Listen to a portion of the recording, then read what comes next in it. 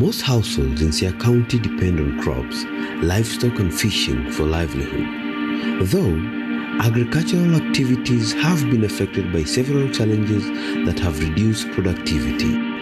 Food production in the county does not match food demand by the increasing population, unreliable and poorly distributed rains, low use of inputs, poor crop husbandry, and negative attitude by high proportion of the population towards agriculture explains this food deficit.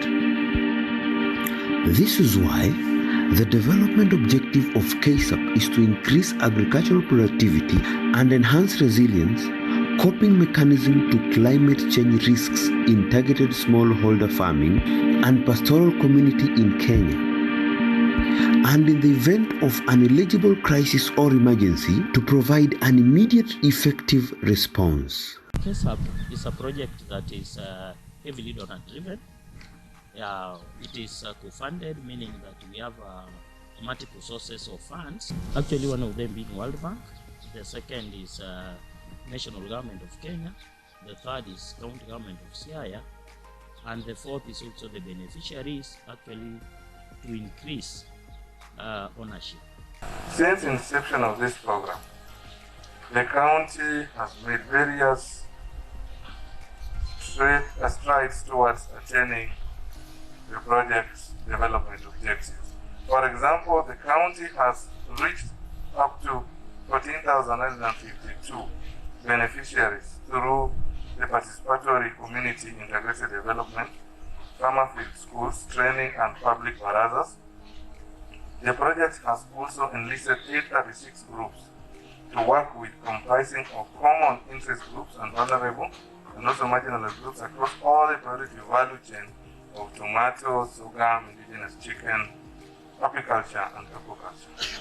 In Siaya, we are heavily implementing it in 6 wards, which are basically from 3 sub-counties. The first sub-county that we have is Ugunja, and in Ugunja we are looking at Sidindi and Ugunja ward. Then we are also looking at Bondo, where we are talking about West Sakwa and Nimbo East. Then in Rarieda, we are in West Asembo and North Uyoma. These 3 sub-counties went through a certain criteria that was developed so that we do screening. And you can see from the sub-counties we have mentioned, majorly they are from the lower side, where the rainfall is barely beyond 700 mm. But KSAP has 5 value chains. One of the value chains, the first one are crop-based, and then we have those livestock-related value chains. So we have sorghum and tomatoes for crop-based, and then we have fish, we have indigenous poultry, and we have apiculture. Under apiculture or beekeeping, the project's focus has been on improving management of production systems. Youth and women groups are trained by both public and contracted service providers, after which those who have written proposals and are successful receive inputs to be able to improve their productivity. Tena njia ya kutumia ili uweze kukuja na kitu kama hichi. Na tutaangalia tunaweza tumia nini kuitengeneza.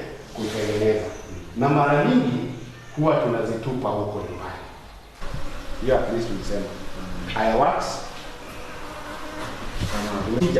Unawakisha jiko ama moto, unaweka sufuria yako, maji, unaweka maji ndani, unaweka hizo combs, unaimix. Tokota, unaweza tumia wooden stick kukoroga ikiwa mingi. Unaweza koroga na wooden stick. Nilisema at least 12 hours ikoe kabisa. Saa hiyo hata zile impurities zimekuja juu. Since the project began 2 years ago, what we have achieved is that, one, we have mobilized groups of beekeepers to engage in the beekeeping activities. Within those groups, we have trained them from the beginning, from scratch to a level whereby they are now harvesting honey as we talk, and we are now trying to facilitate them to process the bee products, which includes the honey, the beeswax. We also want them to produce some products like pollen and propolis. Beekeeping has been thought of an activity for old people, but we have realized that beekeeping is an activity that can be done by youths, and it can really create a lot of jobs for the youth. Now that we find that very many youths have been educated, but they lack job.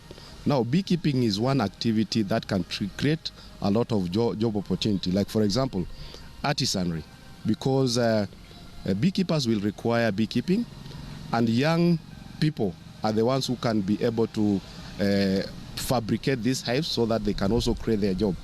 Another issue is about the vulnerable category. We find that beekeeping is an activity that can also be practiced by vulnerable people, the disabled, the marginalized. The fear of bees has been one of the major challenges that impedes the adaptation of beekeeping as an enterprise.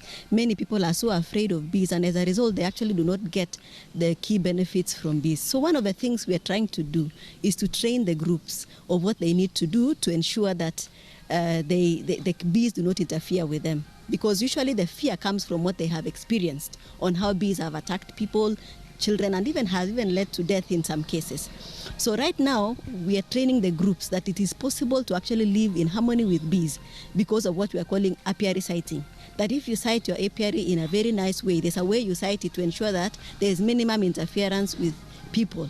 And that way, they can be able to live in harmony with bees. Watu ya Kesha wameletewa hiyo yote na gumboot na bee shoots ya kufanya hiyo kazi. Kwa hivyo tuko na njia ya kufanya bila kukua na uoga, kwa sababu tumejua ukisaweka kama majesi, tunafungana kabisa kama majesi. Tumeweka hiyo kofia na hiyo nguo, mwele yako sasa nyuki hawezi kuingia. Nyuki sasa unachukua, unagusa tu vile kama kitu yoyote, hapana iko kali. Wametufundisha vitu mingi zile ambaye honey inaweza kutusaidia nayo. Iwe ni dawa, tunajua vile tunaweza kutengeneza mambo ya dawa kutoka kwa honey, sabuni kutoka kwa honey. Hizo equipment tumepewa na Kesha. Kesha wametupatia equipments zote. Walitupatia maboxes, tuko na long straw, tumepewa easy brushes, tumepewa nguo, tumepewa protective gears zote tumepewa. Hii project yetu imepatia members wetu wameimprove hata kwa manyumba zao. Hii honey inazuia, unajua sana kama sisi ni vulnerable. Tuko na hata wale wameishi na ugonjwa tofauti. Na hii honey kusema kweli imetusaidia. Wengine hata hii kukohoa imereduce in the community. Watu wa community wanaipenda sana. Tena wanaweza kupata hata pesa yao ya sabuni. Pesa ile wanaweza kumaintain nayo watoto wao kwa nyumba. Yani family. As a family, hii project yetu imesaidia watu wa group, hata watu wa community sana. Sasa tumepatia shukrani sana kwa watu wa Kesha. Hata walimu wao ni wazuri, wakija wanatufundisha, wanajua wana deal na adult. They are good people. For the aquaculture value chain, the project aim is to upscale appropriate climate-smart aquaculture technologies, innovation and management practices. In this regard, successful adoption within agriculture universities and agriculture institutions are expected to increase agricultural productivity, enhance resilience to climate change, and reduce greenhouse gas emissions. In West Sakwa, so far, the KSAP team was a fund group in Prangwen Gachiel. And out of 41 groups, 5 groups we support Pidorage, that is aquaculture, and Kamenga Boda Boda youth group. is one of the group Mano Benefit Aquaculture, and it is one of the group Mano Benefit in the first phase. And wase video kodgi, kawa punjire kodgi from the time manawatimo mobilization, and then we identify coming aboard. We don't need any interest bidorage ne wakaugi ma wa link up the service provider for training. Then after training, negi develop proposal. Negi develop proposal makao a budget of 700,000 Martimo Aquaculture. Then out of that budget, that proposal we no say the through, because one the team a CDDC, what will be different departments, and that one be the finance team, and one be the procurement team, and the psych team. Newa bang di ko proposal maka proposal we say the through. Ne watima waproki wanegi items manegi dwati yogo mawat 700,000. Kanyo budget noting on nyeo cages uneno 1 cages of the same size, that is 5 by 6. Newami yogi fingerlings 10,000 fingerlings. Each cage no nego be needing on 5,000 fingerlings. And newami yogi feeds moka 48 bags. Kochakre starter mash, grower mash, and the finisher. Magise bidokagi tiyogo all along. According to the training from the service provider, we believe no nego beni after 6 months, anytime no nego gitim harvesting. Never realized ni there was another net mane was missing. Manegi bet pin kaka jo border magi nyeo ma rescue negi girech ma already koro at least ani koro ginyalo harvest. Kawuono gi harvest. To gi harvest almost half the first stock. They will soon harvest the second. Mar rech, mar cage.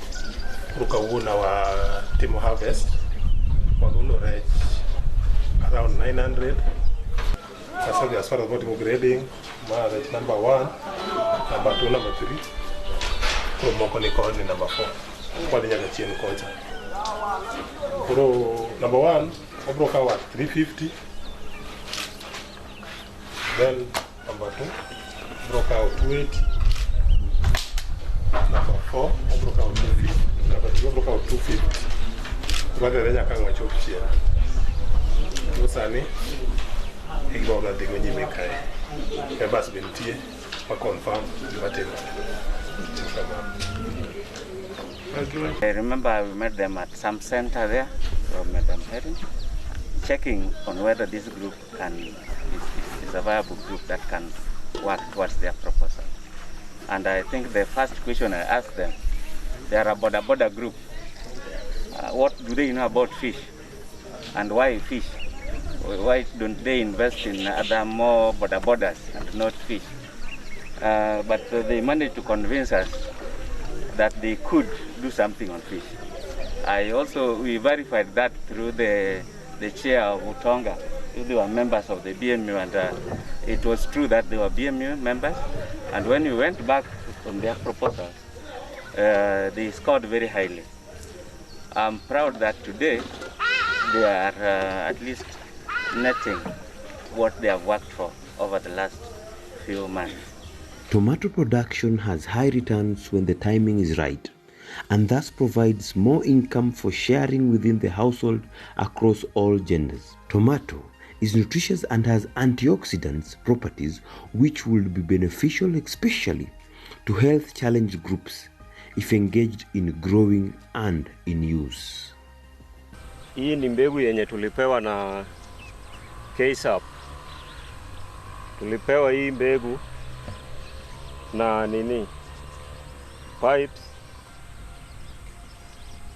pipes, water pump na dawa ya Milras pamoja na folia. Hakuna pia mbolea yenye tulipewa kwa group. Tulianza na 2000 each ya fortune maker.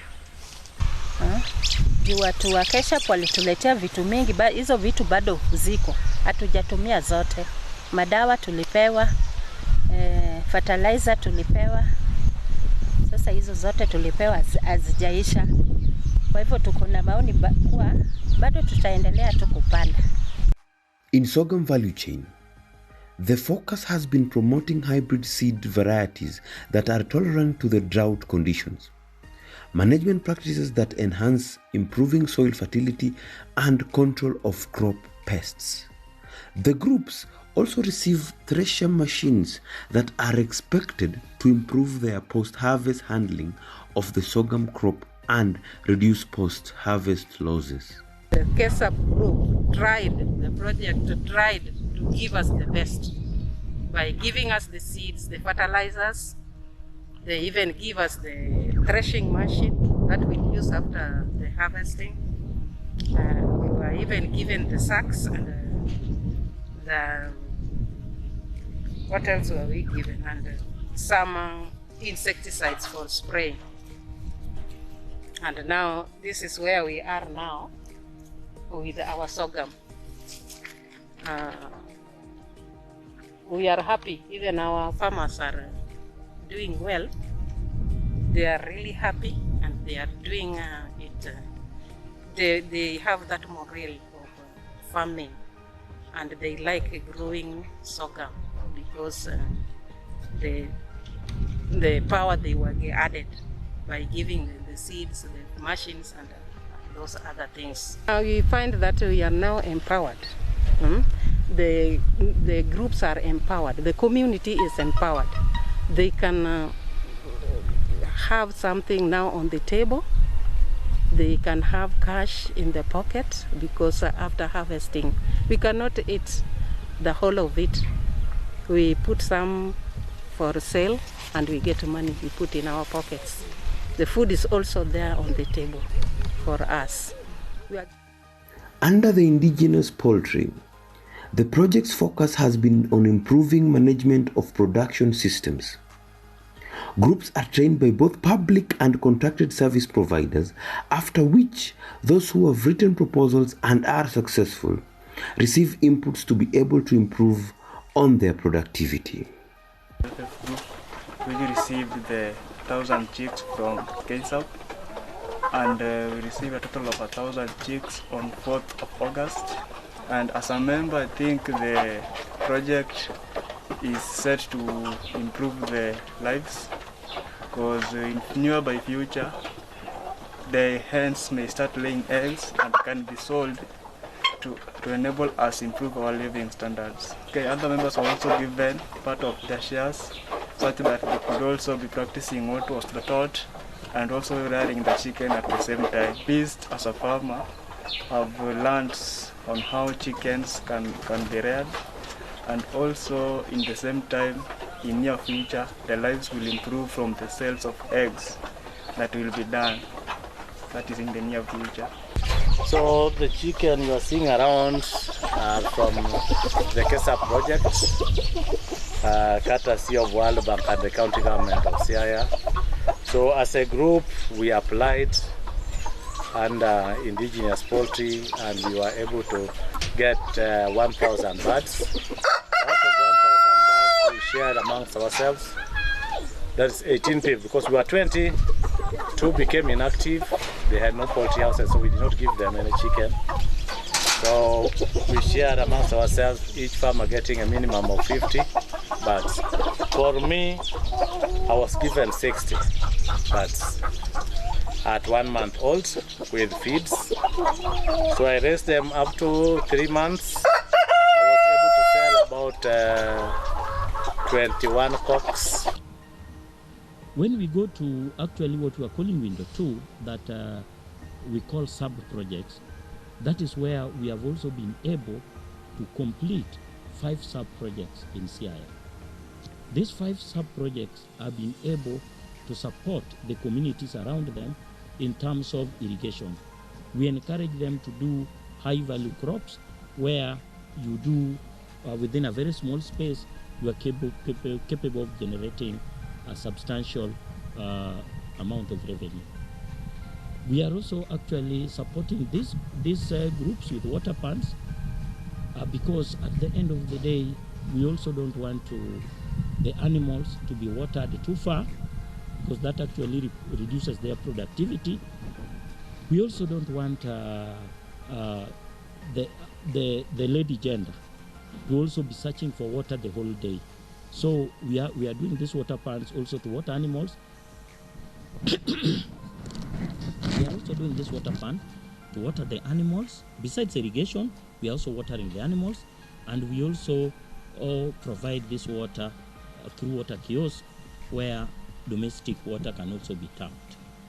We believe that is reducing the labor load for our ladies that actually go for water search barely a holiday. So we are encouraging, being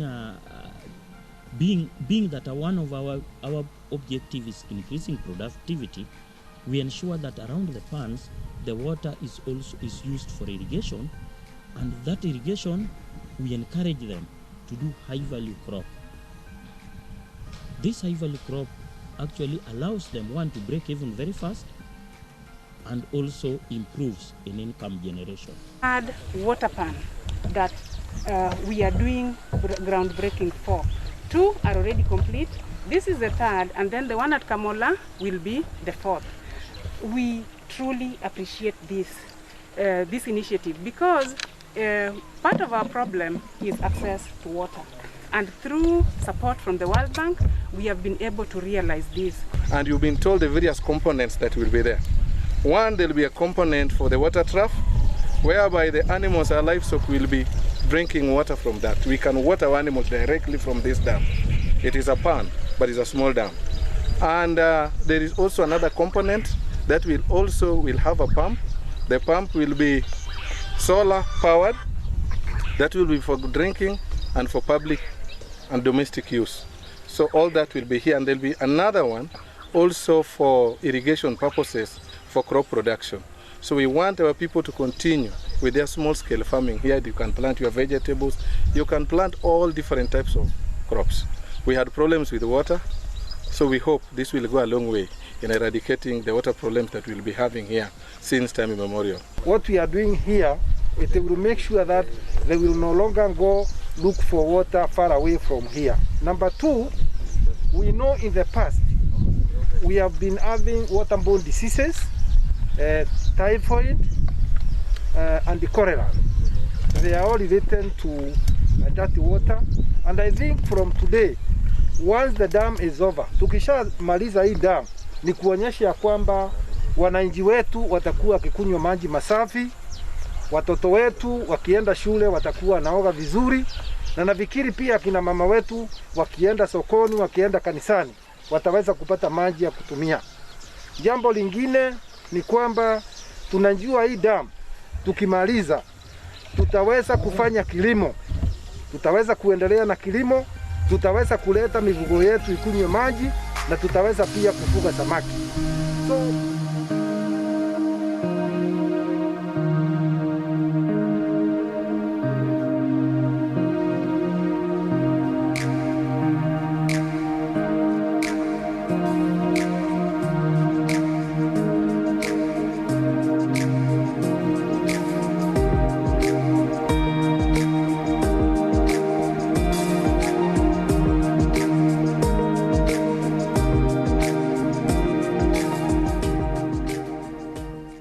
Actually, that also goes with technologies, because when we are capacity building, building the teams using the various means that we have, because we have the private extension, the one we call contracted extension providers. Besides that, we also use our technical staff that also support them technically, and we also have researchers, our researchers that work in component 2, that are also supporting the farmer groups. So within those trainings, that is where we bring in the technology, innovation, management practices. These are practices that have been proven and have also been certified by our research organizations, which is being led by KAL Group, that is Kenya Agricultural and Livestock Research Institute. Category 3, that is where we are looking at supporting community structures like the cooperatives, we are looking at public-private partnerships, and we are looking at produce organizations. So that is the third category where grants actually move to the community.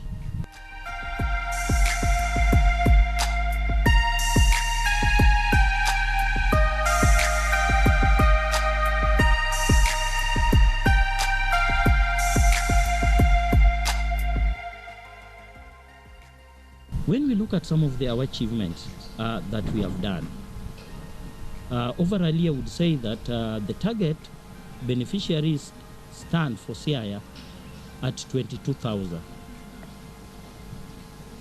Currently, we have been able to reach 14,000 farmers or beneficiaries, I would call them like that.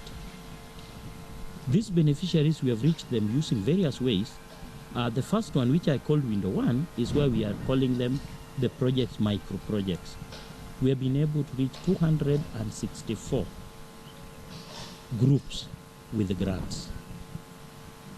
These grants have been able to support the communities in terms of capacity building and at the same time supporting them with the seed capital so that they can improve on quality of inputs that they get. When we look at actually Window 2, that is where we call the county investment, where we are looking at the communities writing proposals. These proposals actually have to be backed by our technical departments. And then these communities, these proposals go through some vetting, then forwarded to the national office, and once approved by the bank, then we start implementing them. Achievement that we have also gotten in the third window of grants, we have been able to support 5 producer organizations, 1 per value chain. We have been able to support them at a cost of 2.75 million. This money is basically to be used to capacity build the members of the group, and they are also supposed to sensitize and mobilize more members to join. We expect as a project that at the end of the project period, these structures will be able to support farmers in terms of taking the farmers' produce, searching for market, improving on linkages, and also capacity building the farmers. As when farmers are already in a group, it is very easy to reach them. We are also looking at a situation where these producers of organization will be able to mop up the farmers' needs and do what we call bulk purchases of input. That will basically reduce the cost of input for the farmers. Bora is one of the funded groups as a producer organization working with the KESAP and indigenous poultry. So our responsibility is aggregate poultry and poultry products from the CIGs. So in the process of doing that one, Bora normally aggregates eggs from the farmers who are already producing eggs and brings here for hatching. So from here, then they are taken to the brooder, the brooding is done, and then they are sold out. So the enterprise, the Maningi and Bora are working together as in partnership in doing this kind of work. So Bora is a producer organization. Edwin Ogola is a finance chairman in Bora, and he's the one that owns these ones. Bora is not owning the whole thing, but we are working together to support the poultry enterprise. Now we appeal to the farmers to take up this program very seriously, because programs come and go, but what remains is the impact. The farmers that are receiving inputs today should be able to stand on their own even after the program lifespan. We were supposed to end the program in June 2022, but an extension has been granted because of COVID, and so the program will wind up in June 2023.